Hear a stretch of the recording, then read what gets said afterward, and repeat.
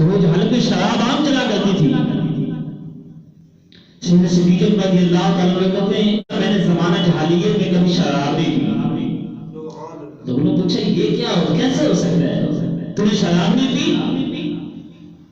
کہا مجھے شراب سے نفرت آ گئی تھی. کہا کیسے؟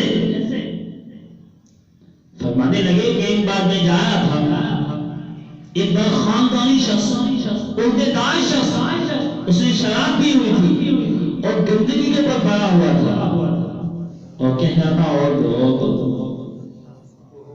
تو اس وقت مجھے اس سے نفرت آ گئی کہ یار جس کو پی کر عقل سلامت نہ رہے, بندے کو پتہ نہ ہو کہ میں کر کیا رہا ہوں, اس چیز کو پینے کا کوئی فائدہ نہیں ہے.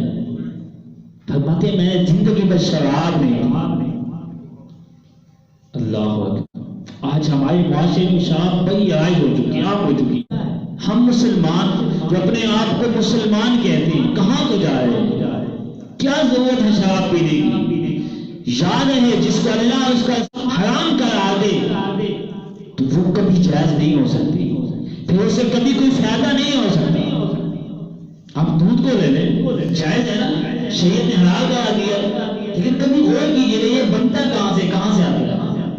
ایک جانور کے پیٹ سے جو چارہ کھاتا ہے, گوبر بھی وہی دیتا ہے, دودھ بھی دیتا ہے, حلال ہے, اندر ہے اس کے. اسی طرح چمگادڑ دیکھ لیں, آج کل کورونا وائرس پھیلا ہوا ہے, ہم نے اس پر بھی بات کی تھی اور اس کا حل بھی بتایا تھا. لیکن پھر بھی جب قوم نے اللہ تعالیٰ کی نافرمانی شروع کی اور وہ کام کرنا شروع کر دیے جس سے رسول اللہ نے منع کیا تھا, تو پھر حال کیا ہوا؟ آج پوری دنیا پریشان ہے نا. تو یہ ہے اللہ تعالیٰ کی نافرمانی کا عذاب.